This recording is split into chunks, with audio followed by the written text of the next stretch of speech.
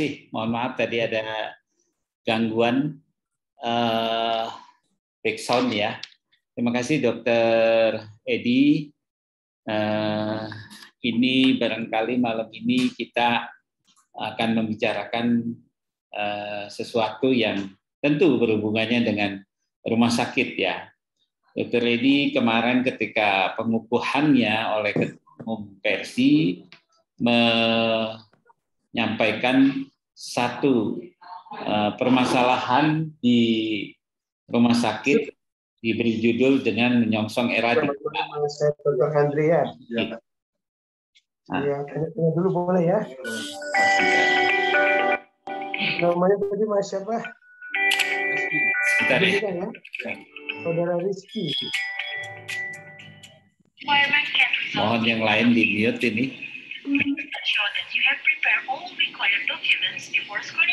Sebentar ya. Bentar dok, ini gangguannya banyak ini.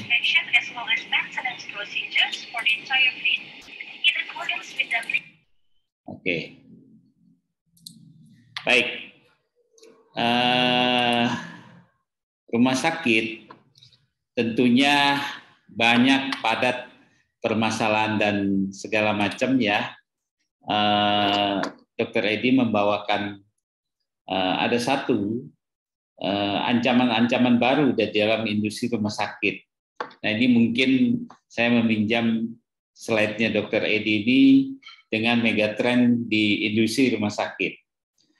Ya tentu di sini BPJS ini merubah segala-galanya, di mana dari fee for service menjadi prospective payment. Ya. Dan ini tentu melahirkan banyak tantangan. Ya. Tantangannya apa saja? Mulai dari kita ambil PP 47 2021, ada kebutuhan dasar kesehatan, kelas rawat inap standar atau yang dikenal istilah kerennya adalah KRIS, single tarif, juga rujukan yang berbasis ke kompetensi. Bagaimana industri rumah sakit akan bertahan dengan berbagai serangan sistem kesehatan yang berubah cukup drastis tersebut, ditambah dengan megatrend dari tentunya sorotan Dr. Edi itu dari paper ke paperless yang melahirkan keharusan investasi yang cukup besar di awal dan mungkin berharap akan ringan kemudian. Jadi mungkin ini kalau nanti ada teman-teman yang konsen di bidang hukum, mungkin ini akan lebih baik kita memberikan satu pandangan-pandangan atau tanggapan-tanggapan atas sesuatu yang kedepannya memang harus kita lalui. Demikian mungkin nanti kita lebih jelasnya kita akan mendengarkan Dr. Edi Yansyah ya, Mars yang akan memaparkan secara singkat, nanti baru kita memberikan tanggapan-tanggapan. Dr. Edi silakan. Dr. Edi sudah ya. Oke. Terima kasih Dr. Hadi. Assalamualaikum warahmatullahi wabarakatuh. Waalaikumsalam. Selamat malam. Selamat malam Bapak Ibu semua. Ya, senang kita bisa berjumpa di forum Zoom ini. Tadi pagi saya di WA Dr. Hadi, Dr. Edi, kita nanti malam bikin acara gitu. Ya, apa kata saya yang harus saya sampaikan itu yang kemarin di pelantikan Dr. Edi coba disampaikan ke teman-teman untuk kita diskusikan. Oke, saya mah dengan senang hati lah untuk kita berdiskusi ya Bapak Ibu malam ini. Materinya adalah materi yang saya presentasikan kemarin saat pelantikan Persi. Saya izin share screen. Saya akan sampaikan secara singkat supaya kita bisa banyak diskusinya nanti. Udah kelihatan kah? Ya sudah Dr. Edi, tinggal digedein aja. Ya sudah ya. Ya, saya kemarin itu memberi judulnya menyongsong era digital rumah sakit. Jadi memang menarik ya kalau kita perhatikan industri rumah sakit ini memang ada beberapa megatrend yang kita lihat. Jadi saya sudah menjadi direktur ini kan sejak 2010. Jadi saya mengamati bagaimana industri rumah sakit ini berkembang. Yang pertama ini kita melihat itu megatrendnya itu adalah dari fee for service berubah menjadi prospective payment. Ini dimulai pada tahun 2014 dengan JKN itu atau BPJS. Jadi tadinya kita bayar tunai, akhirnya menjadi dibayarnya dengan sistem paket yang kita kenal dengan INA CBGs. Nah ini tren yang luar biasa yang kita sebut mega trennya.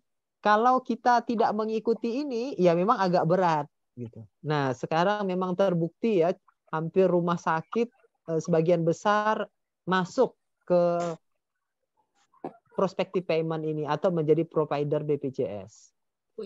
Tetapi pada tahun 2022, di tahun 2022 kita merasakan dengan pembayaran prospective payment ini margin ya atau sisa hasil pengelolaannya semakin menipis karena memang tarifnya tidak naik udah cukup lama. Nah ini membuat rumah sakit menjadi sulit juga ya untuk mengelolanya di akhir-akhir ini. Nah, walaupun ada beberapa rumah sakit yang sukses mengelola prospective payment, tapi banyak juga yang masih struggling sampai hari ini. Padahal ke depan tantangannya juga masih banyak nih kalau kita ngelola prospective payment. Ada kebutuhan dasar kesehatan, KDK, ada kelas rawat inap standar, ada tarif tunggal, ada rujukan berbasis kompetensi, ya kan? Yang ini semua sampai hari ini juga masih belum keluar aturan-aturan yang pasti mengenai ini. Terutama kelas rawat inap standar, kita sangat menunggu sebenarnya revisi dari Perpres. Tarif INA CBGs atau nanti tarif tunggal juga kita lagi menunggu. Nah ini prospective payment, megatrend pertama. Kalau rumah sakit tidak mengikuti tren ini memang agak berat. Nah, ada rumah sakit yang berhasil. Kalau rumah sakit berhasil mengelola melewati megatrend yang pertama ini, ya kita sebut dengan PIT, rumah sakit itu sukses, ya dia cocok dengan prospective payment. Setelah sukses, maka rumah sakit itu bisa menjadi besar. Dan umur rumah sakitnya semakin bertambah. Yang terjadi pada saat kita menjadi besar, tadinya misalnya 100 tempat tidur jadi 200 gitu ya, yang tadinya 50 jadi 150. Di dalam lingkaran merah itu, sindrom kalau kita menjadi besar, ada muncul inersia, kelembaman, baik struktural maupun kultural. Nah ini yang kita harus hati-hati nih di lingkaran merah ini. Karena organisasi menjadi lebih besar, menjadi lebih bertingkat, lebih hierarki, ya kan? Kadang-kadang kegesitan itu menjadi berkurang. Secara kultural, kadang-kadang kita merasa bahwa kita sudah berhasil, sudah tumbuh, menjadi sulit ya untuk berubah. Menjadi mentalnya sudah mental ya udahlah kita udah baik kok dengan cara begini. Udah menang dengan cara begini, nggak usah berubah lagi. Nah, kalau lingkungannya stabil, mungkin kita masih bisa sukses. Tapi kalau lingkungannya berubah, nah ini yang paling berbahaya. Kalau lingkungannya berubah, nanti kita bisa gagal. Ya kan ini yang disebut dengan paradok dari sebuah kesuksesan. Hati-hati di lingkaran merah ini. Kenapa lingkungan berubah dan itu mengancam kita? Karena memang pandemi COVID-19 ini mengakselerasi ya 5 lingkaran ini. Ya, semuanya berubah. Konsumen berubah ya, dalam hal ini perilaku pasien. Tingkat kompetisi berubah, rumah sakit tumbuh semakin banyak, ya. Rumah sakit grup itu tumbuhnya luar biasa. Startup kesehatan juga mulai muncul, ya kan? Supplier dalam hal ini diwakili oleh BPJS Kesehatan dengan purchasing power-nya. Kemkes banyak sekali mengeluarkan regulasi-regulasi selama pandemi ya sebagai regulatory power. Dan yang merah ini adalah teknologi yang berubah. Sangat diakselerasi oleh pandemi. Ya, kita istilahkan dengan munculnya digitalisasi. Perubahan lingkungan bisnis eksternal ini harus diantisipasi oleh rumah sakit. Ini 5 lingkaran ini harus selalu diamati oleh manajemen rumah sakit, ya, lingkungan eksternal ini. Nah, tapi persoalannya adalah di rumah sakit siapa nih yang bertugas untuk mengawal ini, melihat regulasi yang berubah, mengikuti pergerakan-pergerakan teknologi, perilaku konsumen. Nah, ini penting ya. Jangan sampai rumah sakit hanya melihat ke dalam, tidak banyak melihat keluar. Nah, itu megatrend yang pertama tadi, ya, yaitu dari fee for service menjadi packet payment. Banyak rumah sakit juga yang sudah bisa menguasai megatrend yang pertama ini. Nah, muncul megatrend yang kedua. Nah, megatrend yang kedua ini adalah dari paper to digital. Sama seperti megatrend yang pertama. Karena tren yang sangat mega, tren yang sangat besar, kalau kita tidak ikut, kita bisa kelelep gitu. Kita bisa jauh dari arus utamanya, nanti terlempar kita. Mau enggak mau, ya kan, kita juga harus cepat adaptasi dengan tren yang sangat besar ini. Dari paper to digital. Ya kan? Kalau Rowland bilang ini sudah dari electronic health tahun 2020 itu sudah masuk ke digital health. Mungkin rumah sakit di Indonesia sekarang masih banyak di tahap electronic health atau gelombang ketiga, masih belum masuk ke gelombang keempat. Apa yang membedakan antara electronic health dan digital health? Kalau electronic health itu fokusnya masih untuk rumah sakit gitu. Misalnya kita punya electronic medical record, nah itu kepentingannya masih untuk kepentingan rumah sakit. Kalau digital health itu sudah banyak keterlibatan dari pasien, ya kan, untuk menginput data misalnya. Jadi kita rumah sakit di Indonesia banyak masih ke electronic health. Mengembangkan electronic medical record aja kita masih struggling ya di banyak rumah sakit. Nah, ternyata di luar sana sudah bergerak ke digital health. Nah, kita melihat pada saat kita bicara digital health, ternyata berpikirnya sudah ekosistem. Berpikirnya sudah ekosistem, tidak bisa sendiri lagi. Berpikirnya sudah harus ekosistem. Penelitian-penelitian terbaru ya kan tentang digital yang paling banyak itu mengenai AI, artificial intelligence, Internet of Things, telemedicine, big data, ya kan, blockchain, itu cloud computing, itu luar biasa. Artinya ini adalah arah ke depan. Arah ke depan yang mau tidak mau, suka tidak suka akan sangat mewarnai tren rumah sakit ke depannya. Kalau kita tidak siap, ya itu bakal sulit juga bagi rumah sakit. Nah, inilah yang saya bilang berat bagi rumah sakit karena megatrend yang pertama saja dari fee for service ke packet payment masih berdarah-darah gitu. Tambah lagi gelombang kedua ini, megatrend kedua, yaitu dari paper to digital. Tapi inilah lingkungan bisnis kita, mau tidak mau kita harus ikut ya terhadap tren ini.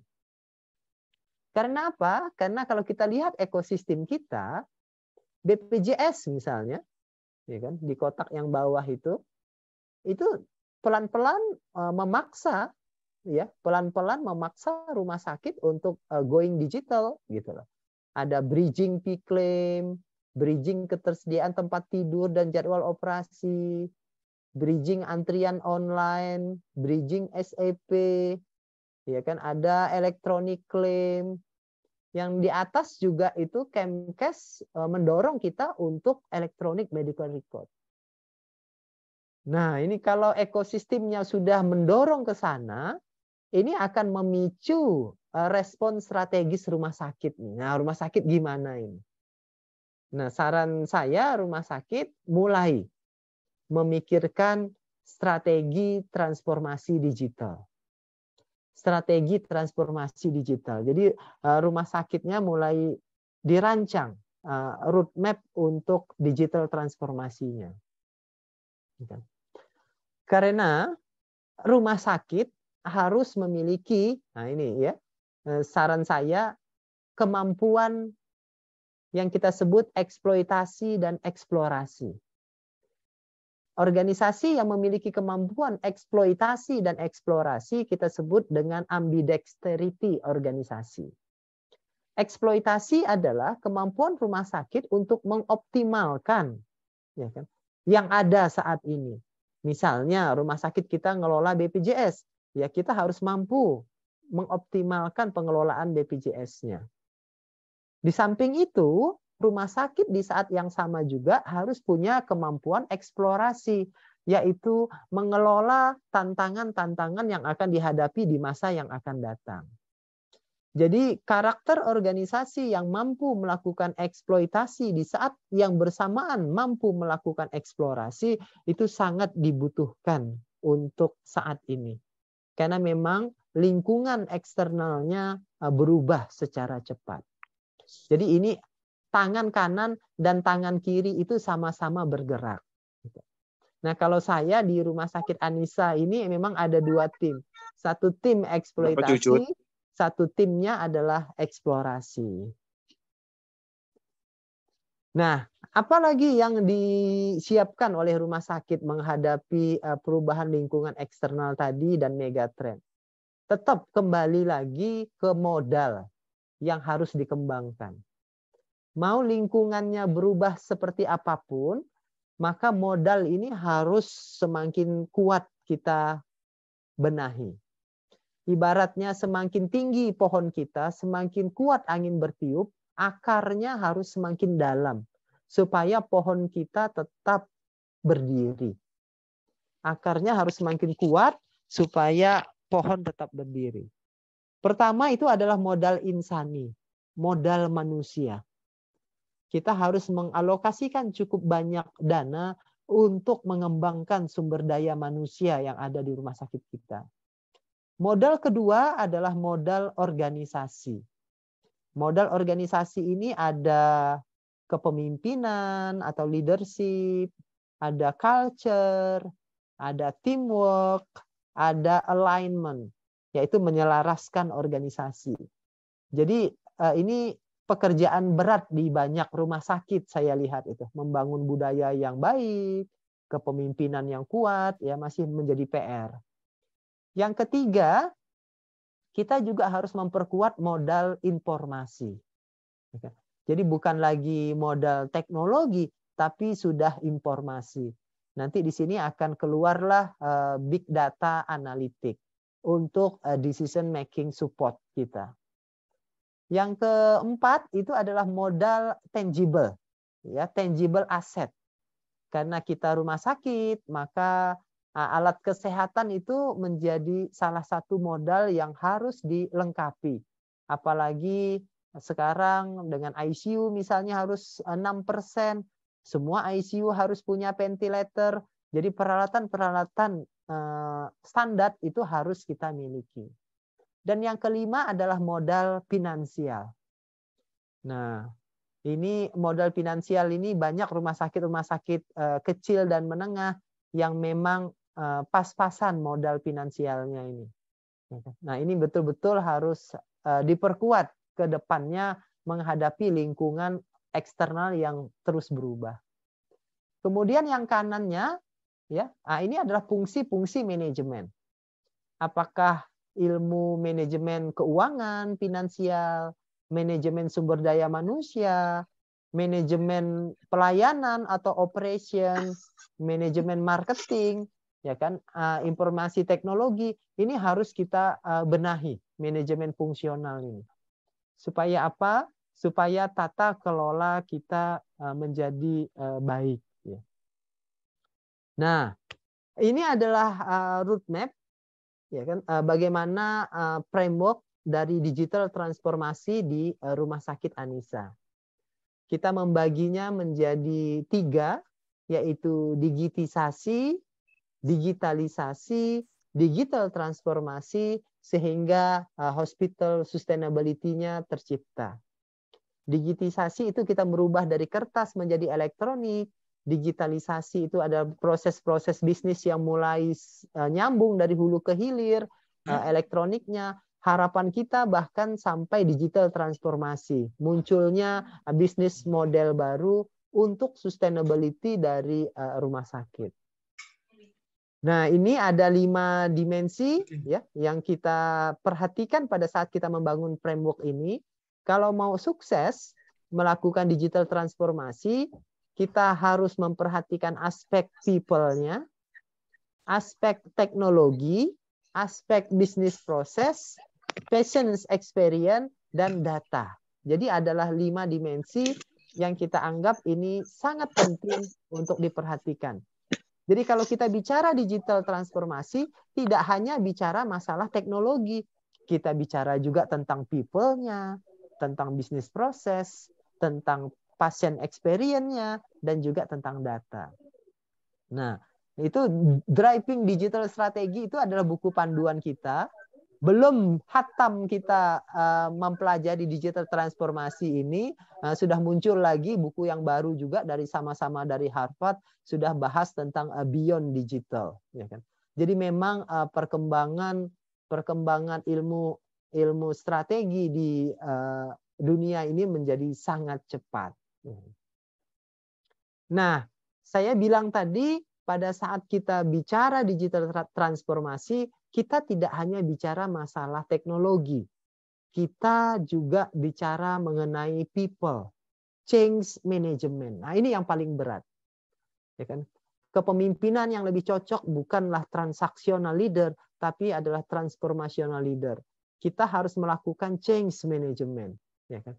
Mungkin juga digital leaders itu dibutuhkan. Beberapa atribut digital leaders itu saya tampilkan di sini. Tapi yang saya sarankan dalam kita mengembangkan SDM di rumah sakit kita, cara pandangnya tidak boleh cara pandang kaca spion, ngelihat ke belakang. Cara pandang yang paling pas menurut saya itu adalah cara pandang jendela. Tantangan ke depannya apa? Maka kita harus menyiapkan SDM kita sesuai dengan tantangan yang ada di depan. Nah, kalau tantangan digitalisasi, maka kita harus menyiapkan SDM-SDM yang sanggup ya untuk menghadapi digitalisasi, yang mampu untuk menghadapi itu. Kadang-kadang sebagai pemimpin organisasi, kita harus banyak menggunakan power. Ya kan? Sebagai direktur misalnya ada organisasi power, ada personal power yang bisa dipakai. Ya kan, kalau personal power ada reference power, ada expert power, ya kan, itu personal maupun power di organisasi, legitimate power karena kita punya SK, reward power kita bisa ngasih penghargaan bagi yang berhasil, coercive kita bisa menghukum gitu kan, dan ada information power.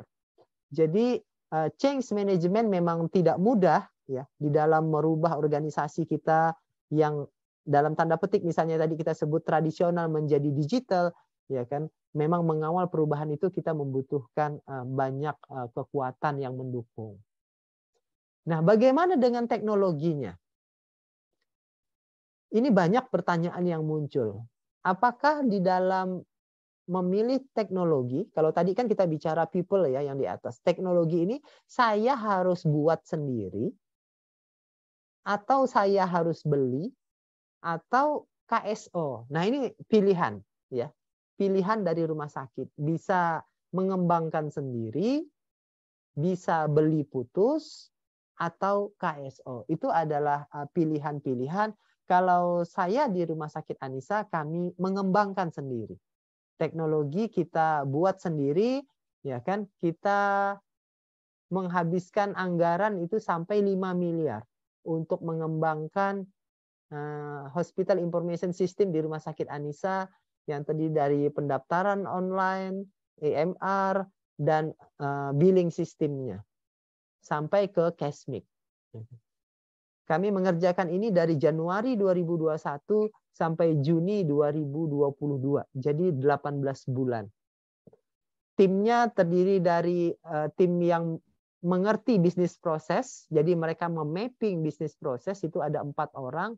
Dan IT yang menjahitnya itu 12 orang. Jadi bisnis proses ini adalah tim desainer ya yang mendesainnya. Sedangkan IT ini adalah programmer, tim yang menjahitnya. Jadi kami ada 2 tim, tim tukang jahit dan tim desainnya. Jadi desainer dan tukang jahit itu terpisah timnya di Anissa. Setelah kami selesaikan di bulan Juni, itu kita assessment oleh HIMSS ya. Lembaga dari Amerika, kita minta di assessment yang kita kerjakan ini supaya kita tahu tingkat maturity levelnya. HIMSS itu punya assessment maturity level untuk electronic medical record dari level 1 sampai level 6. Nah, kita kira-kira yang kita kembangkan ini di level berapa? Apakah baru di level 2 atau 3? Sehingga roadmap pengembangan ke depan itu menjadi jelas. Jadi saya bilang tadi dari membuat sendiri, kemudian membeli atau KSO, Anissa membuat sendiri. Nah, yang ketiga di bisnis proses. Inilah kesulitan pada saat teman-teman coba mengembangkan electronic medical record sendirian misalnya. Itu yang sulit itu di bisnis prosesnya. Bisnis proses ini kita harus rapi, ya kan, alur untuk orang, alur untuk uang, alur untuk barang, dan alur untuk data. Nah, kalau bisnis proses di satu rumah sakit tidak rapi, pada saat dibuat dalam bentuk digital, nah itu juga kadang-kadang hasilnya tidak optimal. Jadi bisnis proses manualnya harus rapi dulu, pada saat didigitalkan dia akan optimal. Jadi minimal ya, alur ini yang harus rapi, alur orang, alur uang, alur barang, dan alur data. Yang keempat itu adalah patient's experience. Ya kan? Nah, kita mempelajari ya beberapa rumah sakit sudah sangat baik ya kan memberikan experience yang bagus ke pasiennya lewat yang namanya patient portal. Portal pasien ini. Ya kan?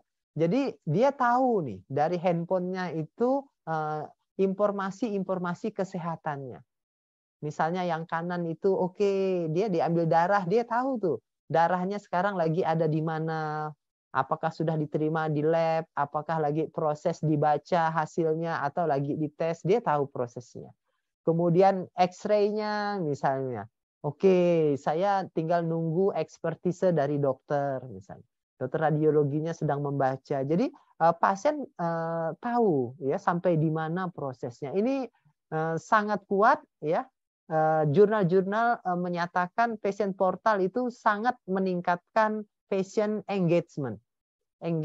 Engagement pasien itu menjadi meningkat dengan adanya patient portal. Nah, ini Anissa juga ke depan coba kita mengembangkan yang namanya patient portal. Nah, yang terakhir yang kelima itu dimensinya adalah data analitik.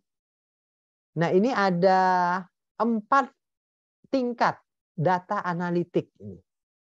Yang pertama adalah analisa deskriptif yang paling bawah itu. Biasanya kita menyajikan data banyaknya deskriptif, ya, analisa deskriptif dengan diagram batang atau pie atau macam-macam lah itu kita deskriptif. Harapannya naik nih tingkat analisa datanya menjadi prediktif. Kita bisa membuat forecasting, ekstrapolasi ya dengan analisa-analisa statistik. Nah, level ketiga itu meningkat lagi dengan teknik analitik preskriptif. Ya, tadi prediktif, ini preskriptif. Preskriptif ini dia memberikan hasil-hasil analisanya, memberikan rekomendasi perbaikan. Kira-kira apa nih yang paling baik untuk kita lakukan? Itu teknik analitik preskriptif.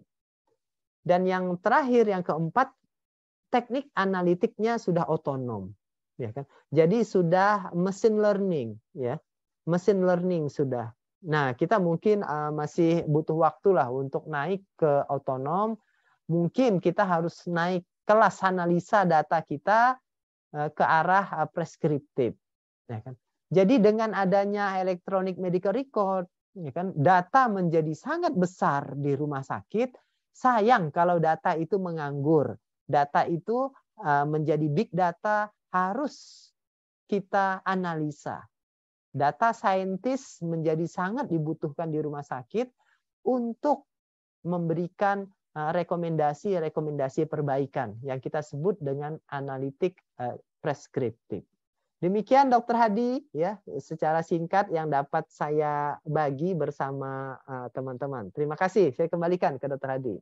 Baik, terima kasih Dr. Edi. Mungkin ini yang paling tepat, kita dapat istilah baru bahwa leadership ke depan atau seorang leader jangan hanya transaksional tapi harus transformasional, ya, leader. Nah, itu yang saya tangkap keadaan bisnis ke depan. Baik, mungkin Dr. Edi kita kasih kesempatan untuk teman-teman memberikan masukan atau tanggapan dari apa yang diuraikan oleh Dr. Edi. Silakan bagi teman-teman, Bapak Ibu Direktur, mangga bisa buka mute-nya sendiri. Silakan. Halo. Ya. Dr. Suhyar itu. Ya, silakan. Ya. Nah, ini silakan Dr. Suhyar. Terima kasih. Assalamualaikum warahmatullahi wabarakatuh. Waalaikumsalam. Kak Hadi, Pak Edi, pertama-tama selamat jadi Ketua Persi Banten, ya. Jadi saya sebetulnya pensiunan ini Pak, jadi udah out generation. Tapi semangat masih terus gitu. Masih diberi amanah, saya terus saja bekerja. Jadi pengalaman saya dulu terakhir adalah Direktur Utama Rumah Sakit M. Jamil Padang. Ya. Kemudian pensiun, sekarang di Rumah Sakit Bersaudara di Muara Bungo. Ini tempat saya, karir pertama saya dulu tahun 81 jadi puskesmas di sana. Ya. Jadi saya kembali kepada kampung halaman pertama kali berkarir gitu. Mengabdi lagi karena diminta oleh kawan-kawan yang sana untuk berbagi hasil. Baik, jadi di dalam kondisi sekarang ini paling yang dulu orang mempunyai persepsi bahwa SDM ini merupakan hanya aset biasa. Tapi sekarang SDM adalah aset utama hari ini kan begitu, Pak. Nah, ini betul yang paling yang kita lemah selama ini adalah sistem rekrutmennya sendiri, rekrutmennya. Baik dari medis maupun non-medis. Tapi yang masalah sekarang di tingkat medis, para medis dan yang nakes sendiri tidak ada masalah. Sebetulnya bisa secepatnya untuk menyesuaikan diri. Tapi yang paling penting adalah di dalam era digitalisasi ini adalah di dalam perubahan mindset daripada medis ini. Kadang-kadang kalau dokter sama perawat kita minta untuk digitalisasi, ini nama kerja katanya. Nama kerja nih bikin komputer segala macam. Jadi ini yang paling susah merubah mindsetnya itu. Yang kedua, untuk di daerah khususnya bagi kami adalah kendalanya pertama sekali masih ada PKU di dalam rekrutmen dari SDM-nya. Karena intervensi dari berapa, apakah owner, apakah yang lain-lain sebagainya. Ini yang barangkali pertama. Jadi kalau tidak kuat mental kita di tingkat direksi ini memang repot di daerah gitu.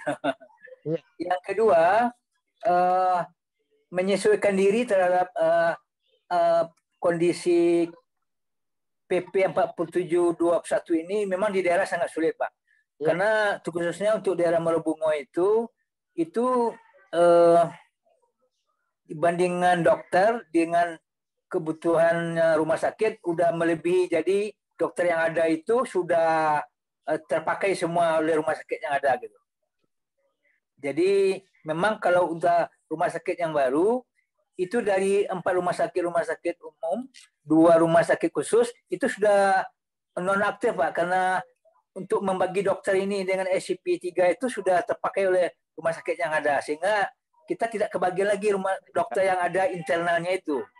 Terpaksa mencari dokter hari ini ke tetangga gitu. Nah, ini yang paling sulit di daerah, Pak. Nah, inilah barangkali yang perlu khusus untuk bedah ini. Saya setelah kita data, ini dokter anestesi yang paling susah mencarinya pertama. Jadi itulah kendala di lapangan. Kemudian kami nanti di daerah ini juga sharingnya di dalam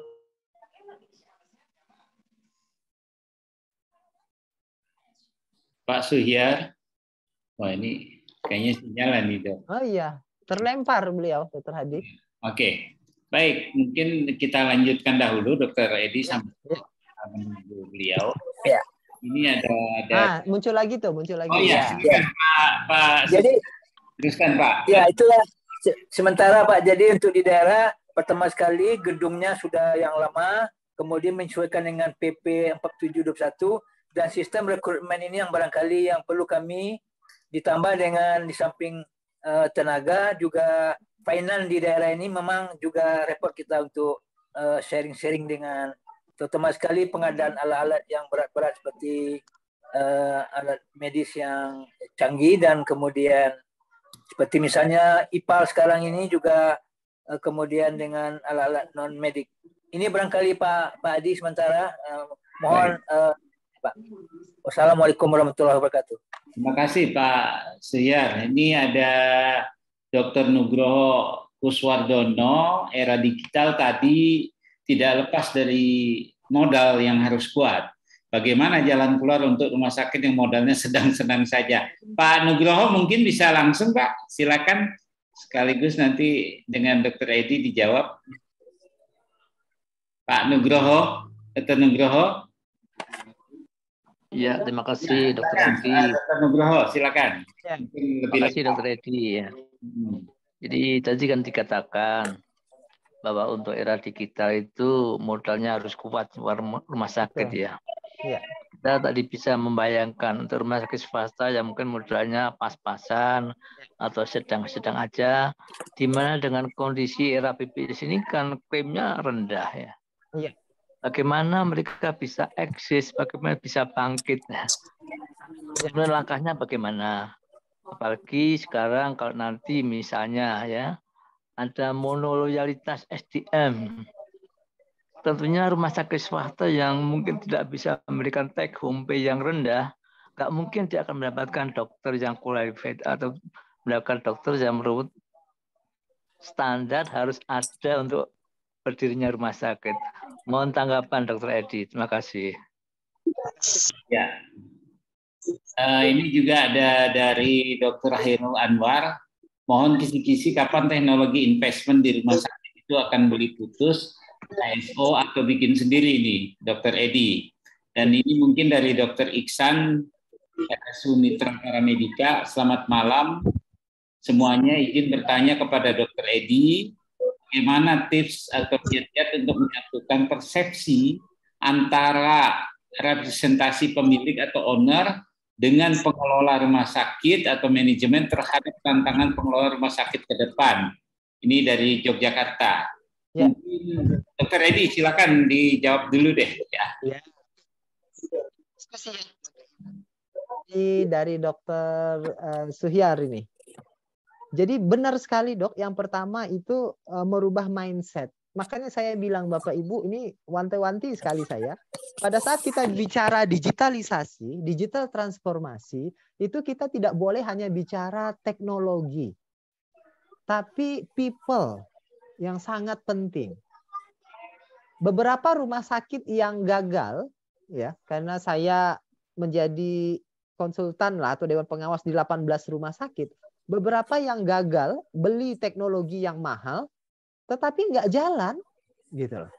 Nggak jalan teknologinya karena people-nya nggak support, people-nya nggak mau menjalankan. Makanya saya bilang digital transformasi akan berhasil jika people-nya support, bukan hanya teknologi.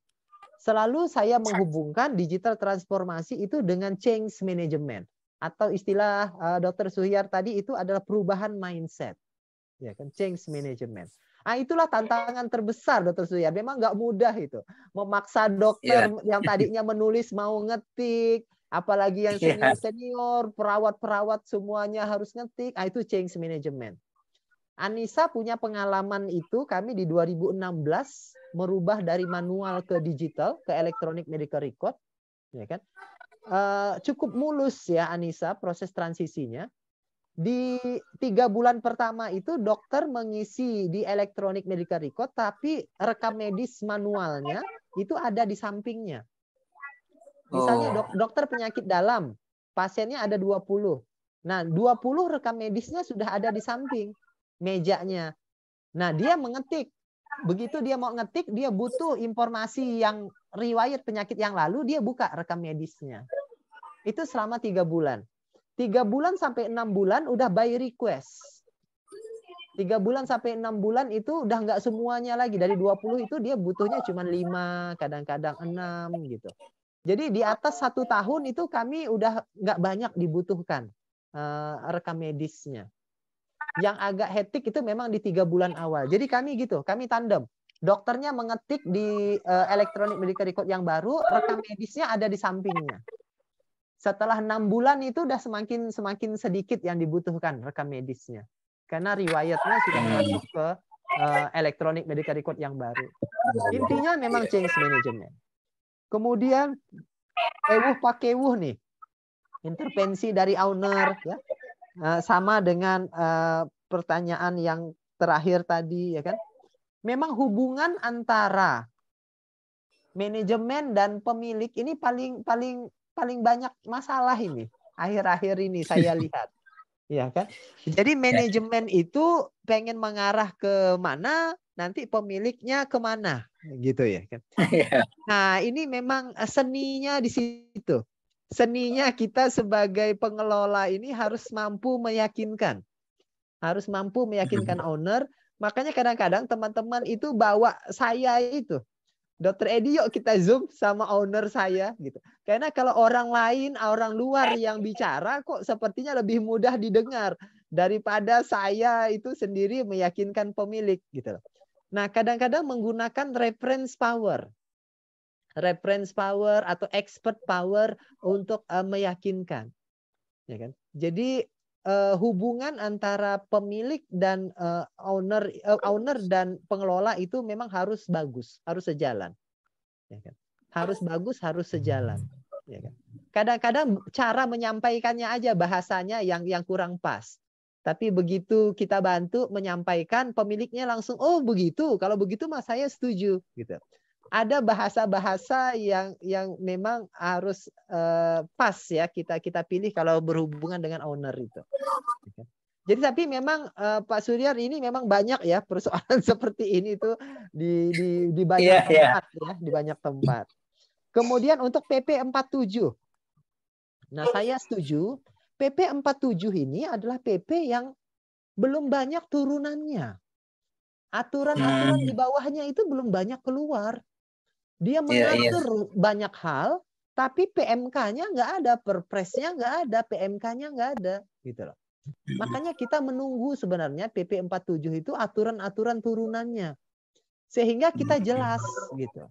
Misalnya saja kayak KRIS, kelas rawat inap standar, ini belum ada perpresnya, belum ada PMK-nya, yang ada Perdirjen kan yang Prof Kadir tanda tangani itu terlalu teknis di bawah. Nah, ini memang PP 47 ini butuh ya aturan-aturan turunannya, entah Perpres, entah PMK ya, sehingga kita tidak bingung. Tapi yang jelas ya teman-teman sekarang keberatan ya sebenarnya teman-teman rumah sakit apalagi di daerah dengan ICU yang 6%. Ditambah selain ICU 4%, entah NICU atau PICU 4%. Jadi total intensif kan 10%. Kalau tempat tidurnya 100 kan harusnya 10 jadinya. Dan harus punya ventilator yang cukup banyak. Kadang udah beli ventilator 400-500 juta, itu selama 6-7 bulan dipakai pun enggak gitu ya kan. Karena SDM-nya enggak ada gitu. nggak ada yang kompeten SDM-nya. Nah, ini kan memberatkan bagi rumah sakit. Ya owner jelas akan bertanya-tanya, ini gimana sih investasi mahal-mahal kok nggak diutilisasi dengan baik gitu kan. Nah, ini memang PP 47 ini luar biasa berat ya bagi rumah sakit yang kecil sebenarnya. Tapi ya mau nggak mau nih kita menunggulah Dr. Suryar ini turunannya seperti apa ya, turunannya seperti apa nih peraturan turunannya. Kemudian untuk Pak Nugroho ini juga terima kasih ya. Untuk digitalisasi itu memang modal harus kuat. Kayak Anissa tadi saya ceritakan 5 miliar. Saya memberikan anggaran buat teman-teman itu. 12 orang programmer itu hampir 200 juta. 12 orang itu gajinya setiap bulan. Karena mahal gaji programmer. Ya kan? Hampir 200 juta 12 orang itu. Belum lagi kita membeli server dan yang lain-lain itu besar banget biayanya. Ya kan? Nah, bagaimana kalau modal kita nggak besar? Apalagi Pak Nugroho bilang BPJS tarifnya nggak naik-naik, marginnya juga tambah tipis. Syukur-syukur masih ada sisa, beberapa malah sudah rugi gitu kan. Nah, ada pilihan. Salah satu pilihannya memang KSO. Pilihannya memang KSO, ya kita berjejaring dengan rumah sakit kita KSO yang biayanya terjangkau, tidak terlalu besar. Sehingga kita tidak perlu menyiapkan tenaga IT yang banyak, kita tidak perlu sibuk dengan update, ya kan? Tetapi teman-teman yang menyediakan software itulah yang sudah mengupdate-nya. Kita cari rekanan-rekanan yang bisa membantu dengan harga terjangkau. Karena kalau kita tidak cepat migrasi ke digital, nanti kita susah juga karena ekosistemnya udah digital gitu loh. Kemkes minta begini, BPJS nanti minta begini, repot juga kalau kita nggak digital. Jadi saran saya kalau modal kita terbatas, cari teman. Cari teman, kita berjejaring, kita bisa KSO dengan harga-harga yang terjangkau. Kemudian kapan kita KSO, kita beli putus atau kita buat sendiri. Kalau untuk buat sendiri, pengalaman saya di Anissa, bisnis proses kita betul-betul harus sudah rapi. Bisnis proses kita harus betul-betul sudah rapi, kita siap semua alur dari rawat jalan, rawat inap semuanya, karena sangat complicated di dalam menyusun bisnis prosesnya. Karena Bill Gates juga kan bilang kalau mau digitalisasi, kalau belum rapi manualnya, jangan sekali-sekali didigitalisasi, nanti tersesat katanya. Jadi syaratnya kalau mau buat sendiri itu memang bisnis prosesnya rapi dan punya modal. Punya modal yang kuat. Ya kan? Nah, itu silakan, itu bisa mengembangkan sendiri. Kalau mau beli putus, nah juga berbahaya sih beli putus ini. Kita harus punya tim yang melanjutkannya. Beli putus kita pakai karena perubahan itu sangat cepat di kita ini. Perubahan di kita ini sangat cepat. Jadi nanti berubah ini. Nah, kalau kita beli putus, artinya harus ada tim yang merubah itu. Yang menyesuaikan program-programnya. Ya kan? Kalau tidak punya tim yang kuat, beli putus, kebingungan juga kita. Karena aturannya berubah, bingung kita ini. Aduh, ini harus dirubah lagi. Siapa lagi yang mau memperbaikinya ini? Gitu kan. Nah, kalau KSO itu relatif yang paling banyak dipilih oleh rumah sakit KSO. Dia tidak perlu modal besar, tidak perlu tim IT yang kuat, ya kan? Nah, tapi KSO ini harus punya partner, memilih partner yang betul-betul bisa dipercaya. Ya, partnernya betul-betul bisa dipercaya, mengerti rumah sakit dan selalu mengupdate. Nah, harapan kita seperti itu.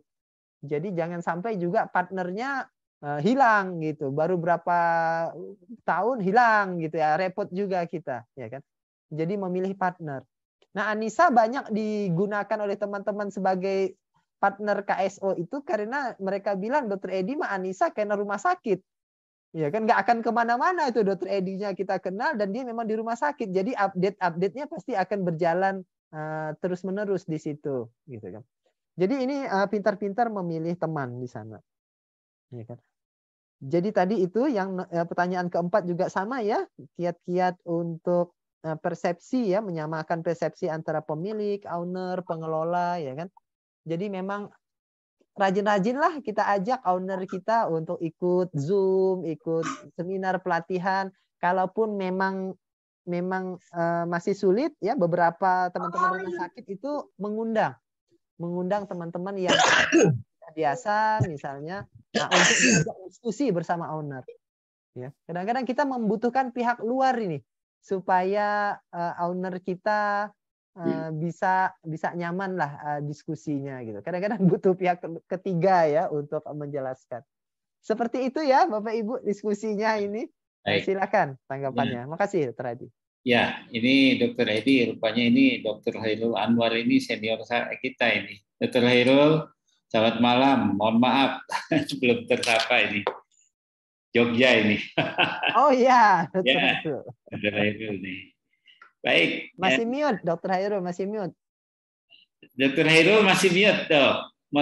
Dr. Hairul masih mute, belum keluar suaranya, Dok. Oh iya, selamat malam. Ini senior saya, mohon maaf senior. Karena kami masuk rumah sakit Gakin tadi ya. Harus berjejaring, harus berjejaring. Ya. Ada tambahan, Dr. Hairul? Terima kasih. Kalau misalnya KSO mungkin juga diparingi kisi-kisinya yang seperti apa ini yang kita harus. Tadi jangan sampai yang nanti kita hanya dapat PHP saja atau gitu. Iya. Gimana cara memilih KSO yang baik? Iya, harus hati-hati memilih partner itu kalau KSO itu. Memilih jodoh ini. Betul. Ya. Baik. Dr. Hairul, makasih. Nanti kita ini berikan kesempatan lagi untuk berikan masukan. Ini ada Dr. Abdul Halim yang sudah resign dengan nanti tadi Ibu. Dr. Abdul Halim, silakan. Ya, terima kasih. Assalamualaikum warahmatullahi wabarakatuh. Salam. Iya, luar biasa, pusing nggak ya? Ya. Minum kopi dulu, Dok. Pertama materinya luar biasa. Saya ingat kebetulan ngambil lagi mau sekolah lagi juga nih, magister rumah sakit. Wih, kebanyakan gelar ini. Nah, memang istilah aja deh kan digital marketing di situ ya. Kemudian ini digital rumah sakit. Saya agak mungkin nanti penjelasan Dok ini tentang digitalisasi atau manajemennya untuk digitalisasi atau memang pelayanan kesehatannya yang digitalisasi. Kalau kita tadi berbicara kan kebanyakan tentang administrasinya, bagaimana rekam medik, kemudian pencatatan dan sebagainya. Nah itu memang kalau dari segi aspek hukum, mungkin sudah kita katakan bahwa memang payung hukumnya juga nggak terlalu tinggi ya. Artinya, sebenarnya ada kesempatan juga nanti terutama tentang pelayanan kesehatan digital berbasis digital, bisa itu telemedicine, telehealth dan sebagainya. Baik yang sekarang itu mungkin payung hukumnya nggak begitu jelas ya, di undang-undang praktik kedokteran tidak ada, kalau kita hanya ada di Permenkes tentang Paskes to Paskes, di lainnya tidak ada. Yang ada hanya pada saat sekarang karena wabah ini belum dicabut, maka pelayanan telemedicine itu masih bisa diakui karena wabah belum dicabut kan. Kalau tidak salah Perkonsil maupun Permenkes tentang kewenangan klinik telemedicine berlaku sampai wabah itu dicabut. Jadi secara aspek hukum masih boleh-boleh aja tuh, artinya aplikasi memberikan bentuk pelayanan, karena kesehatan kan ada pelayanan preventif dan kuratif rehabilitatif. Jadi saat ini mungkin tidak banyak kendala secara hukum karena masih belum cabut pandeminya. Nah, nanti akan datang. Nah itu kira-kira juga memang kita mungkin nanti Kang Hadi atau memang perlu juga, mumpung ada wacana revisi undang-undang praktik kedokteran, juga harus diadakan juga pasal-pasal tentang elektronik rekam medik, kemudian bagaimana kerahasiaan medisnya yang itu mungkin belum ada kepastian. Apalagi kalau kita berbicara tentang kita kan tadi berhubungan dengan server, dengan keamanan, dengan apa istilahnya apa ya, data-data itu bisa terungkap, dan itu juga hal-hal yang sangat penting berhubungan dengan rahasia medis. Nah itu juga kadang-kadang belum ada payung hukumnya. Nah itu memang kita harapan kita memang teman-teman yang mungkin yang bisa manajemen atau hukum bisa mengakselerasi itu. Nah itu yang kedua.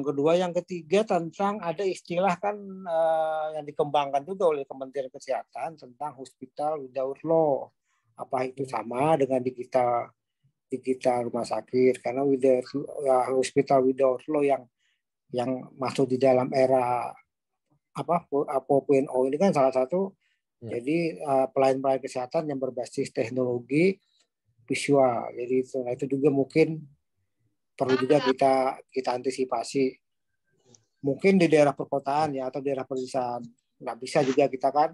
Nah sekarang yang ketiga tadi masalah memang yang paling pokok masalah investasi yang luar biasa sekali kan, untuk tadi 5 miliar untuk membangun satu sistem menggaji, saya kira cukup berat, tapi kadang-kadang ini kita bertanya apa sudah kewajiban atau dipaksakan atau apa. Karena memang kelihatannya memang kita mau mengikuti apa yang dikehendaki oleh BPJS, di mana dengan sistem itu mereka bisa mengendalikan, mengontrol bentuk pelayanan dan membentuk dari fraud daripada pelayanan. Saya kira itu aja dok. Terima kasih. Assalamualaikum Terima kasih warahmatullahi wabarakatuh. Dr. Abdul Halim. Mungkin ada lagi yang ingin bertanya atau memberi saran? Baik, mungkin Dr. Edi silakan dahulu dibahas sedikit nih dari Dr. Abdul Halim. Ya, oke, makasih Dr. Abdul Halim, ini senior kita ini, ya kan. Jadi saya memang waktu membahas digitalisasi di presentasi saya tadi, memang saya banyaknya pada aspek penyelenggaraan rumah sakit. Tidak banyak saya bahas di sisi pelayanan, ya kan, seperti telemedicine atau telehealth, ya, tidak ke sana, lebih ke arah penyelenggaraan rumah sakit. Kenapa tadi disinggung juga oleh Dr. Halim, memang BPJS sangat gencar meminta kita untuk bridging, ya kan. Kemudian Kemkes akhir-akhir ini juga mendorong kita untuk electronic medical record, gitu kan. Jadi memang ini yang saya sebut megatrend tadi. Megatrend yang kedua. Nah, karena memang lingkungan ekosistem kita semakin menuntut untuk serba digital, mau enggak mau, ya kan. Nah, kita ini juga Anissa terutama, ya kami cepat-cepat nyemplung ke sana supaya cepat beradaptasinya, tidak menunggu besok-besok gitu. Nah, kenapa Anissa langsung cepat inline dengan arah digitalisasi? Karena memang juga kami punya kemampuan kebetulan, ya kan, dari sisi pendanaannya cukup, dan Anissa kebetulan grup, jadi ada 6 rumah sakit gitu. Kalau kita mengembangkan electronic medical record sendiri, itu bisa dipakai oleh 6 rumah sakit sekaligus, ya kan. Jadi memang pembahasan saya banyak pada aspek penyelenggaraan, tidak banyak ke aspek pelayanan. Nah, menarik juga yang Dr. Halim sampaikan tadi, memang aspek-aspek hukumnya ya untuk rekam medis elektronik, data security, ya kan, dan sebagainya, itu memang masih banyak kan Dr. Hadi, ini isu-isu yang bisa dibahas, didalami, ya kan. Kalau hospital without wall ini mungkin juga ya bisa juga kita hubungkan dengan digital ini nantinya, terutama dari aspek pelayanan mungkin, ya kan. Dengan telemedicine mungkin bisa juga dihubungkan dengan hospital without wall, ya. Tapi konsep hospital without wall ini saya juga belum mendalami lah, ya kan. Mungkin ada teman-teman di sini yang lebih paham gitu kan, itu bisa sharing di sini. Tapi memang sekali lagi saya bilang presentasi saya lebih ke arah aspek penyelenggaraan rumah sakit, bukan banyak dari aspek pelayanan pembahasannya. Seperti itu, Dr. Halim, Dr. Hadi. Ya, Dok, ini dari mantap, siap. Sudah, Dr. Halim? Oke. Sudah, Nah, siap. ini Dr. Umar nih dari Solo. Mohon bertanya untuk Dr. Ediansa. Bagaimana trik Dr. Edi dalam mengelola kendali mutu dan kendali biaya? Bagaimana mengelola jasa medis dokter spesialis? Kami dari rumah sakit swasta tipe B yang notabene pasiennya rujukan yang kasusnya cukup kompleks, mungkin berbiaya mahal, tapi tarifnya mungkin yang nggak sesuai nih. Dokter Umar, apa masih ada tambahan? Saya persilakan langsung diungkapkan. Kalau tidak, nanti kita jawab. Dokter Umar, Solo. Mungkin langsung kali. Itu aja, Dok. Oh ya, silakan Dokter Umar, silakan. Nah ini, mangga. Itu aja dulu, Dok, sementara. Oh, nggih. Trik dari Dokter Edi bisa. Ya, oke. Oke, makasih Dokter Umar ya. Jadi memang kayak saya ya di Anissa ini kan memang sangat terkenal dengan BPJS-nya gitu ya. Sejak 2014, 15, 16, 17, 18, 19 gitu. Tapi saya mengakui di tahun 2022 itu margin itu udah semakin menipis. Margin itu sudah semakin menipis. Kenapa? Karena memang struktur tarifnya memang luar biasa, nggak berubah sejak 2016, sedangkan biaya-biaya meningkat terus gitu. Jadi mau kendali apanya lagi yang kita lakukan gitu ya kan? Memang wajar ya. Saya ditelepon oleh 8 rumah sakit yang menyatakan semester 1 tahun 2022 itu minus laba ruginya. Ada 3 hal penyebab minusnya setelah kita pelajari. Yang pertama, volume pasiennya berkurang. Belum rebound seperti sebelum pandemi. Yang kedua, setelah volumenya berkurang, tarifnya tidak naik. Biaya-biaya naik. Yang ketiga, struktur kelas. Pasien sekarang lebih banyak kelas 3 dibandingkan kelas 1 dan kelas 2. Jadi 3 hal itu. Tarif tidak naik, volumenya tidak meningkat, ya, volumenya menurun. Dan yang ketiga, sekarang ini karena pandemi kelas 3 yang lebih banyak. Data dari Dr. Elsa BPJS itu pasien kelas 3 BPJS itu 70%. 70% pasien kelas 3. Padahal tarif kelas 1 dan kelas 3 itu selisihnya bisa 40%. Kalau terjadi perubahan komposisi kelas, itu luar biasa impact-nya terhadap pendapatan rumah sakit. Nah, Dr. Umar sebagai rumah sakit tipe B, dengan penyakit-penyakit kronis, dengan obat-obat yang banyak, ya memang akan sangat sulit untuk mengelola tarif inasi bijisnya. Kalau saya di rumah sakit Anissa, ya kan, yang masih positif itu di rawat jalan. Di rawat jalan itu positif, di rawat inap kami mulai merubah komposisi di tahun 2022, surgical atau tindakan lebih banyak dari medical. Jadi tempat tidur untuk penyakit dalam, untuk saraf, untuk anak, itu lebih sedikit dibandingkan tempat tidur untuk tindakan-tindakan. Nah, itu membuat kami bisa bertahan. Ya kan? Tindakan-tindakan itu sangat membantu ya dari sisi pendapatan rumah sakit Anissa. Jadi memang sulit ya, saya menyadari teman-teman kalau mengeluh sulit ngelola inasi bijis sekarang, menurut saya wajar karena memang masalahnya utamanya di tarifnya yang sudah tidak rasional. Kalau istilah beberapa orang itu sudah tidak mencerminkan keadilan gitu ya kan. Nah, memang kita harus berjuang terus supaya tarif ini segera direvisi. Kalau jasa medis di Anissa kami masih fee for service, kami bayar 70.000 per pasien. 70.000 per pasien.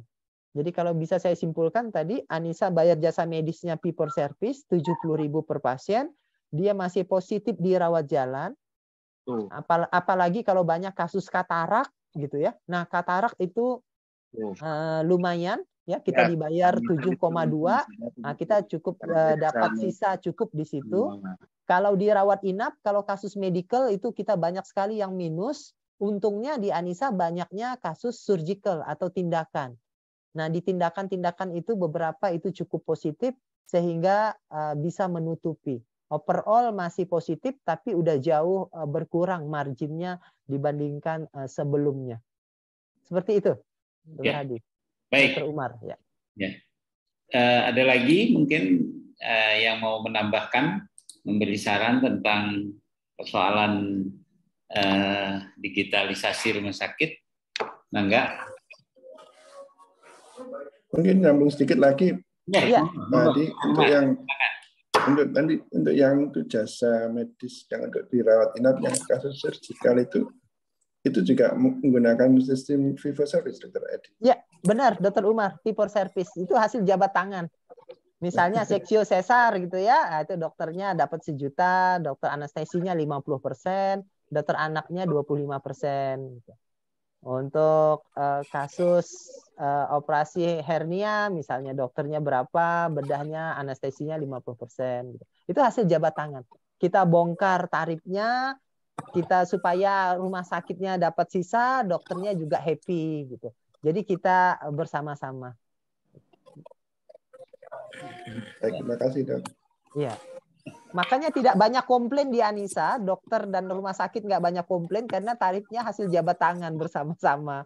Kita sepakat sudah seperti itu gitu. Jadi sama-sama happy lah. Saya tanya Pak. Lagi, silakan. Ya, ini untuk operasionalnya mungkin. Untuk tadi dokter bedahnya itu 50% untuk anestesi ya Pak? Anestesinya 50% dari dokter bedahnya. Oh, dari operator, dari operatornya, ya. Kalau dokter umum gimana Pak penggajiannya? Dokter umum kami ada 17 orang di Anissa, itu semuanya gaji tetap. Oh, gaji tetap. Iya. Oh. Baik di IGD maupun di ruangan itu gaji tetap. Jadi di dalam meng-approach dokter ini bagaimana waktu kita bernegosiasi itu perorangan atau memang grup-grup gitu? Ya, kalau udah ke belakang kan di sini kan dokter semakin banyak ya yang bergabung ke Anissa. Kalau dia udah mulai daftar satu persatu kan pasti waktu ketemu saya itu pertanyaan saya cuma satu. Dokter, kata saya, ini rumah sakit Anissa ini rumah sakit yang berfokus pada layanan BPJS. Nah, jadi target market kami memang BPJS. Apakah dokter bersedia melayani pasien BPJS? Kalau memang bersedia, ayo kita cari caranya bersama-sama supaya pasiennya happy, dokternya bisa happy juga, rumah sakitnya juga bisa bertahan. Jadi kesepahaman itu sudah dibangun sejak dokter masuk ke rumah sakit. Oh, dari awal ya? Dari awal. Lalu saat dokter berpraktek, nah kita memberikan raport dokter. Kita memberikan raport dokter bagaimana kinerja dia mengelola inasi bijis. Apakah beberapa kasus mungkin masih merah, ada beberapa yang sudah hijau gitu. Nah, dokter butuh masukan. Pola terapi yang saya kembangkan ini sudah pas atau belum? Kan dokter nggak tahu biayanya berapa, harga obat ini, itu, ini gitu. Nah, kita harus memberikan cermin di situ. Kita memberikan cermin ya. Kita memberikan cermin di situ. Nah, itu penting. Feedback sangat dibutuhkan oleh dokter. Dan memberikan masukan ke dokter itu harus dengan data. Data dokter dari 100 tindakan misalnya atau 100 pasiennya berapa yang hijau, berapa yang masih merah. Diagnosa apa yang harus direview kembali untuk dicarikan solusi bersama-sama. Jadi clinical pathway-nya yang penting bagi dokter barangkali apa? Clinical pathway ada di Anissa tapi tidak banyak. Tapi sebenarnya lebih ke arah apa ya? Rasa kebersamaan bahwa ini kita kelola tarif memang rendah gitu loh. Dokternya tidak bisa bersikap saya nggak mau tahu pasien saya butuh ini pokoknya. Nah, itu nggak boleh begitu. bahwa ini tarifnya memang rendah. Ayo kita cari solusi bersama. Iya. Saya kemarin itu baru mengembalikan pasien pulang di Anissa, pasien dari NICU. Kita rawat hampir 60 hari supaya beratnya 100.000 gram, 1 kilo baru boleh pulang. Kita habisnya 210, digantinya hanya 10 juta oleh BPJS. Inasi bijisnya 10 juta, kita habisnya 210 juta. Jadi satu kasus itu kita minusnya sampai 200 juta satu kasus minusnya. Itu kompensasinya gimana di Anissa itu, Pak? Ya kita carilah di tempat lain yang positif yang untuk menutupi itu. Gitu. Ya, jadi ada subsidi silang. Tapi lama-lama yang disubsidi semakin habis. Karena yang positif-positif itu diturunkan tarifnya, yang positif-positif diturunkan gitu ya kan. Sedangkan yang negatif nggak diangkat tarifnya. Ya, jadi berat juga bagi rumah sakit ya, lama-lama jadi berat bagi rumah sakit. Seperti itu, Dr. Surya. Ya, Pak Edi, sedikit lagi barangkali Pak Edi, strukturalisasinya Pak Edi terkenal ini dengan matrik. Apakah itu masih relevan hari ini, Pak Edi? Ya, Anissa mengembangkan struktur organisasi matrik, bukan fungsional. Jadi kita menggunakan struktur organisasi matrik, ya kan? Nah, itu memang dia berorientasi memang pada pendapatan. Berorientasi pada pendapatan. Jadi memang cukup efektif masih untuk Anissa sampai saat ini, Dr. Siap. Kapan-kapan kalau berkunjung ke Anissa nanti kita diskusikan, ya kan? Ya, terima kasih, Pak Edi. Ya. Ya, barangkali itu ya sementara untuk kita kalau nanti habis lagi nanti tanya semua nanti. Ya. Baik, Dr. Sejarah. Terima kasih. Ada lagi? Ya, terima kasih. Dr. Edi, boleh nyambung lagi nggak? Oh, boleh. Silakan, Dok. Untuk pengendalian terutama pemeriksaan penunjang dan obat-obatan itu gimana kalau di Anissa, Dr. Edi? Ya. Nah, di Anissa itu memang aktor, sekali lagi ini penting ya Bapak Ibu. Aktor efisiensi di Anissa itu dokternya. Sekali lagi, aktor efisiensi di Anissa itu dokternya. Jadi dokternya lah yang saya pegang. Dok, titip ya, dok. Tarifnya rawat jalan itu 190.000 misalnya. Dokter boleh memberikan resep sampai 300-400.000, boleh. Tetapi kalau semuanya 300-400.000 nanti Anissa nggak mampu bayar perawat, Dok. Gitu. Enggak, Dokter Edi, paling 1-2 kasus seperti itu yang membutuhkan. Nanti yang lain, yang obatnya nggak perlu banyak, saya juga akan efisien. Gitu. Jadi yang butuh obat banyak dikasih banyak, yang butuh sedikit dikasih sedikit, terjadilah subsidi silang. Jadi utamanya itu di aktornya. Nah, di farmasi kami kadang juga ada alarmnya.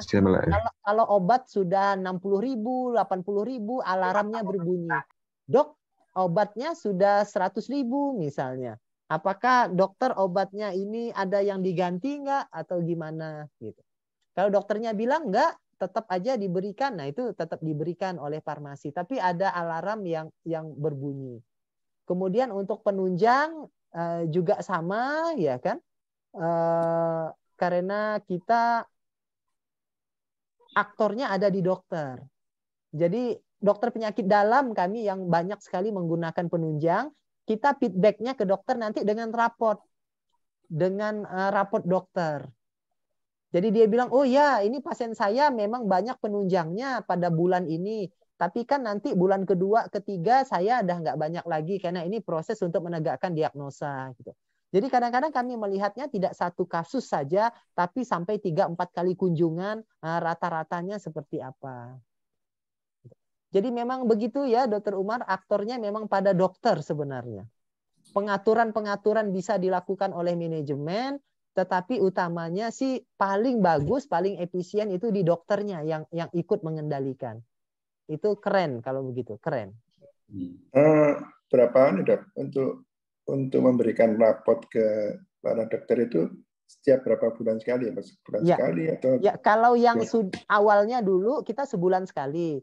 Yang sudah hijau-hijau, nah itu kita kadang 6 bulan sekali. Yang masih banyak merah-merah itu yang kita bersama-sama dokternya. Jadi manajer medis, manajer kesmiknya, sama manajer kain instalasinya, itu mereka bertiga menghadap dokternya, mereka berdiskusi. Oh ya, saya menangani pasien dengan diagnosa ini kok obat saya banyak banget ya gitu. Teman saya yang lain seperti apa? Misalnya dia dokter saraf misalnya, ada bertiga, yang dua sudah hijau dok. Nah yang dokter ini masih merah, yang ini bedanya di sini. Oke, dia belajar dari situ. Jadi memang intinya pakai data. Intinya pakai data, dok. Sebulan sekali, 2 bulan sekali itu tergantung dengan kebutuhan. Kalau sudah hijau kita 6 bulan sekali. Kalau yang merah bisa sebulan atau 2 bulan sekali. Kadang sebulan diingatkan jadi hijau. Nah, 2-3 bulan nggak diingatkan merah lagi. Habis itu ya diingatkan kembali, diskusi lagi gitu. Itu bagian dari dinamika lah. Terima kasih, Dok. Seperti itu, Dr. Umar. Ya. Baik, gimana? Ada lagi? Yang di chat mungkin ada, Dr. Hadi. Bentar. Kita lihat. Baik. Nah, ini yang saya baca dari Dr. Haripa. Terima kasih Dr. Hadi, Dr. Edi. Saya pengetahuan yang sangat bermanfaat. Oke, dia udah live ya. Dr. Titi Anggreni, pembagian profesional tarif rawat jalan yang jabat tangan bisa dijelaskan bagaimana, Dok? Nah, itu mungkin itu dulu, Dok. Silakan. Oke, ya. Dr. Titi ya.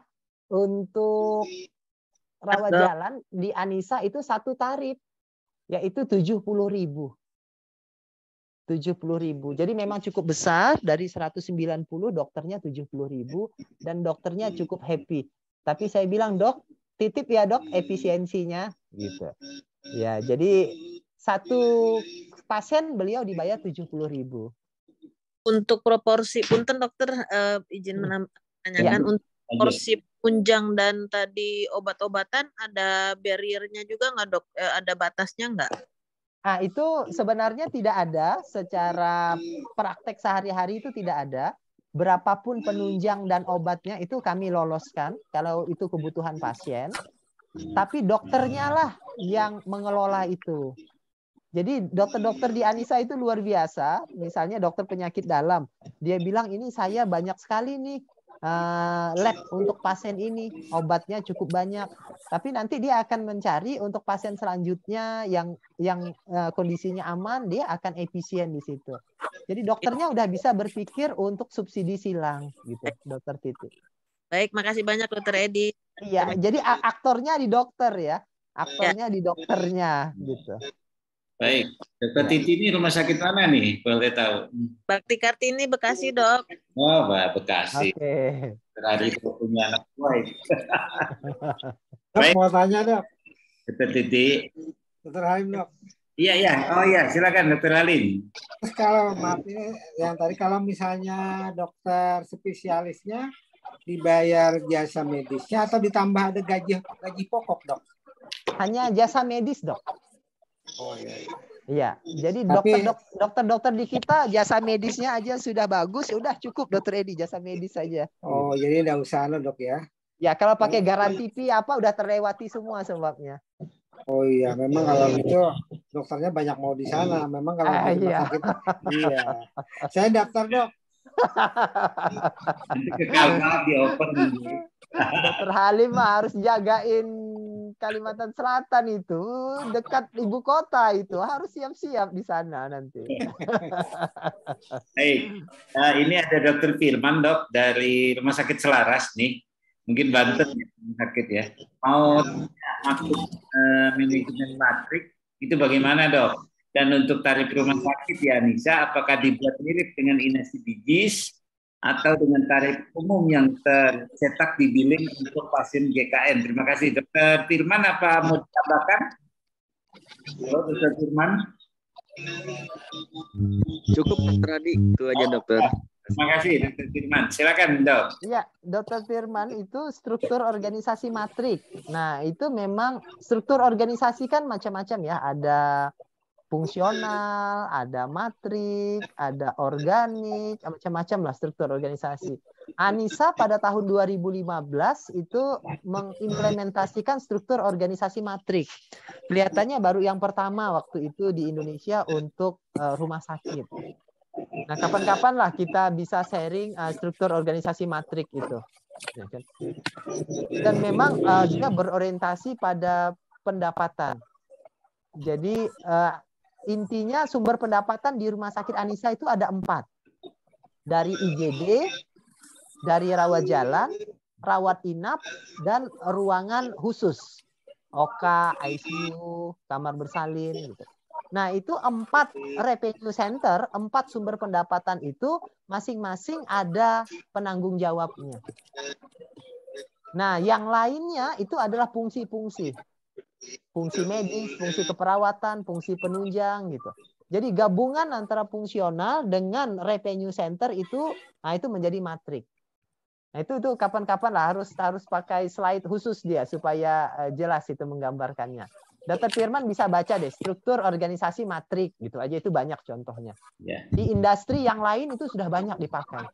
Di rumah sakit di Indonesia itu jarang ya.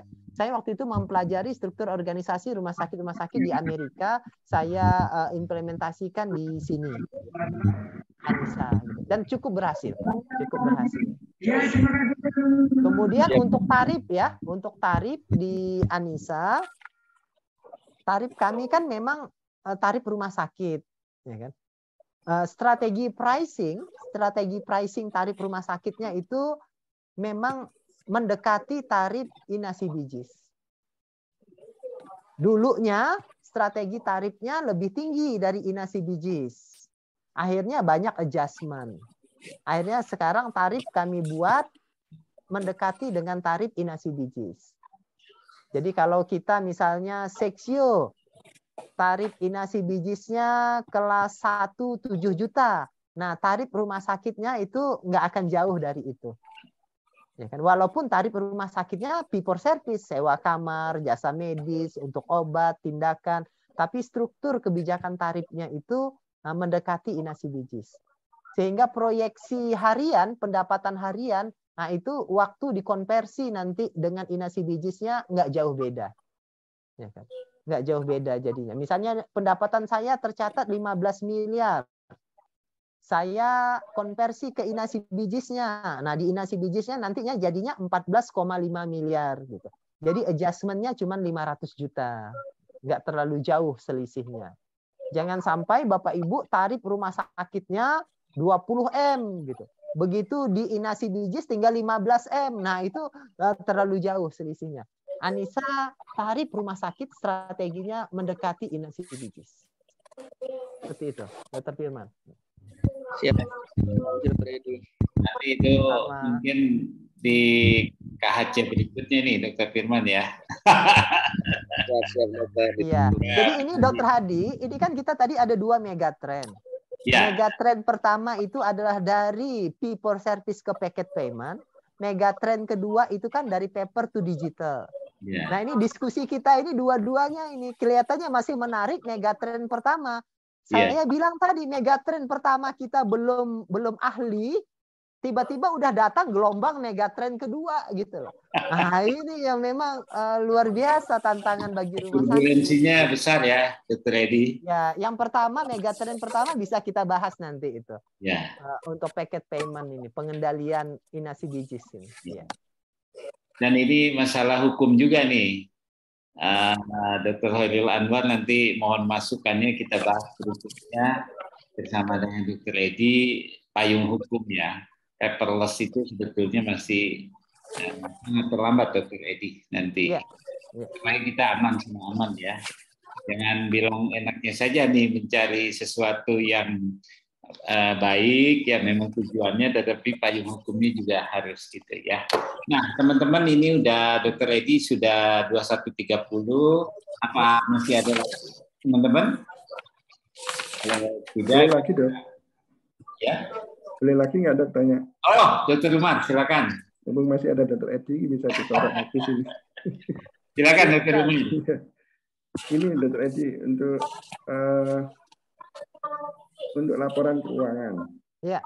Jadi untuk menampilkan laporan keuangan itu untuk penunjang obat-obatan itu apakah sudah menggunakan unit cost, Dok?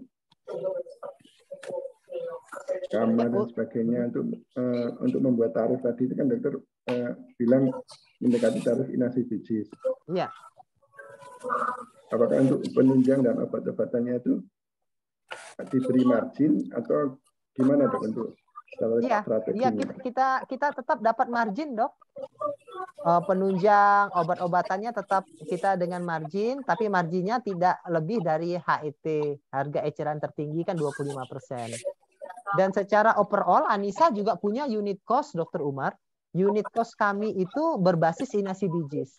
Jadi grouping inasi bijis Anissa punya unit cost-nya. Tetapi unit cost terakhir saya buat itu di 2017. Memang sudah tidak relevan lagi untuk saat ini. Saya baru hitung lagi unit cost berbasis inasi bijisnya itu kalau tarifnya naik. Jadi kalau ada kenaikan tarif di 1 Januari 2023, nah pasti saya akan menghitung unit cost berbasis inasi bijis di tahun 2023 nanti. Tetapi kalau tadi pertanyaannya untuk obat, penunjang, semuanya itu ada marginnya. Ada marginnya. Jadi bukan harga dasar, bukan. Itu ada margin. Ya, makasih Dr. Umar. Baik. Teman-teman kita sudah masih ada aja yang masuk nih. Tadi terlempar ya. Baik, ada lagi yang memberi masukan. Nanti ini udah 1,5 jam kita berdiskusi. Mungkin ya ada yang belum puas. Nanti mungkin satu lagi Pak Edi. Oh, silakan. Ya, terima kasih. Orang daerah memang banyak pertanyaan ya. Mengenai apa Pak Edi? Mengenai informasi ini, apakah ektalog itu dulu pengalaman saya pernah dibedain antara rumah sakit umum dengan rumah sakit pemerintah dengan rumah sakit swasta tentang perlakuan e-katalog dari obat-obatan itu gimana sampai hari ini? Apa kita di swasta ini memang masih ada diskriminasinya itu, Pak Edi? Ya, sekarang sudah sama, Dr. Suyar. Sama. Jadi ya kan kita itu awalnya kan ada Pornas, Formularium Nasional. Ya. Nah, di Pornas itu nanti akan ada harga-harga obatnya yang kita sebut e-katalog. Walaupun tidak semua obat yang ada di Pornas itu ada harga-harganya di e-katalog. Gitu. Nanti untuk membelinya kita lewat e-purchasing. Nah, supaya bisa membeli lewat e-purchasing, kita harus punya account-nya. Makanya itu waktu kita kontrak sama BPJS itu kan kita diminta bersedia untuk membuat forecast pemakaian obat dan sebagainya gitu. Sekarang sudah mudah, Dok, sudah mudah kok. Ya. Dan lebih cepat untuk bikin account-nya juga lebih cepat sekarang. Jadi hemat sekali kalau kita bisa belanja lewat e-purchasing. Walaupun kadang-kadang obat yang ada di e-katalog itu kosong gitu ya kan. Nah, kita mencari obat yang tidak ada di e-katalog tapi harganya mendekati harga e-purchasing itu gitu. Mendekati harga e-katalog harganya. Jadi misalnya yang e-katalog ada 3 pabrik, kosong semua. Nah, kita cari merek lain tapi harganya yang mendekati. Supaya kita tidak terlalu minus nantinya. Nah, di daerah itu takut saya masalahnya di sana, ya kan? Ya. Kalau apalagi di daerah itu rebutan itu. Iya. Ya. Iya. Ada lagi? Ya, terima kasih Pak. Kalau untuk yang alat Edi sama Dr. Edi. Iya, Dr. Umar. Kalau untuk yang alat medis, nanti untuk menghubungi Pak Edi nanti pada akhir Agustus gimana caranya Pak Edi? Kita bisa ke WA aja. Nanti itu bisa menghubungi saya tuh Pak Umar. Udah saya. Halo Pak Kang Edi nanti ya. Iya, siap. Ada nomor saya itu. Oh iya. Ini Pak Umar silakan. Ini ada lagi yang untuk yang e-katalog tadi, yang untuk alat medis apakah sudah bisa, Dr. Edi? Misalkan plat implan itu, setahu saya untuk yang alat medis itu masih ditutup untuk e-katalognya. Ya, kadang kita memang bergerilya mencari gitu. Dokter Umar, memang untuk ortopedi itu kan alkes-alkesnya ya, bahan medis habis pakainya itu luar biasa itu. Itu yang harus kita cari, dan ternyata ada loh yang kualitasnya juga bagus, murah-murah gitu, Dokter Umar. Ya kan? Jadi memang kita harus gesit ya di lapangan itu, tanya sana, tanya sini, benchmarking. Teman-teman dapat ini berapa, kita berapa gitu. Kadang harga beli kita compare, kok dia dapatnya sekian, kita sekian gitu. Itu memang harus banyak informasi, ya kan.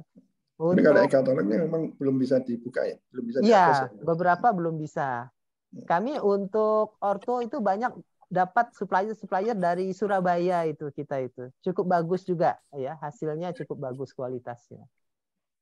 Ya, Dr. Edi ini di chat ada nih, Dr. Hadi di chat. Ya, masalah jasa medis ini dari Dr. Nugroho kadang sensitif. Bagaimana kebijakan dibanding dengan jasa atau gaji manajemen nih, Dr. Edi, singkat. Iya.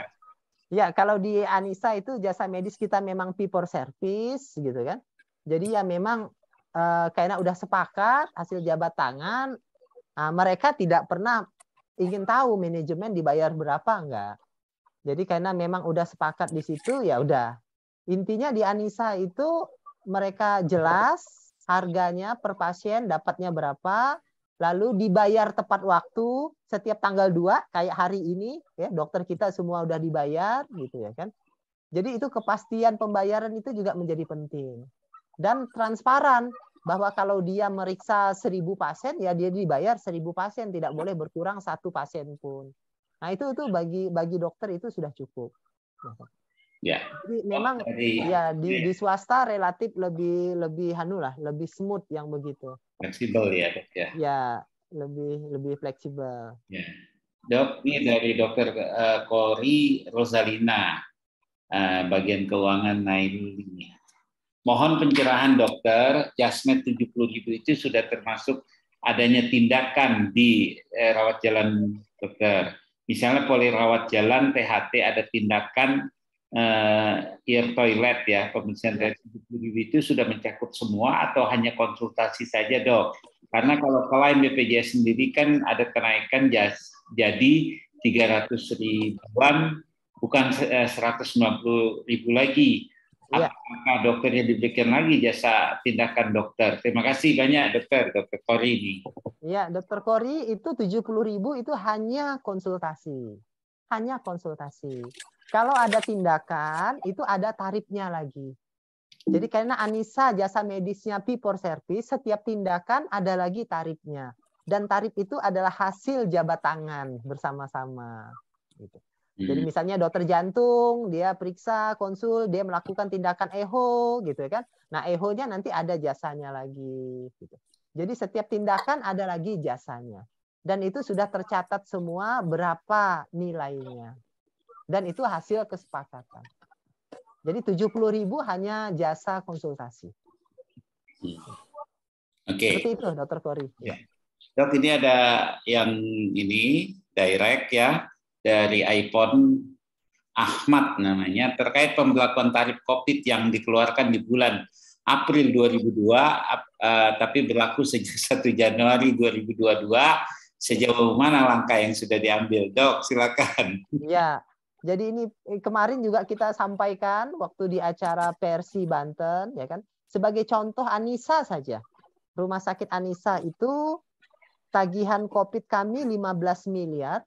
Tahun 2022, karena diberlakukan mundur Januari, Februari, Maret, tinggal 6 miliar.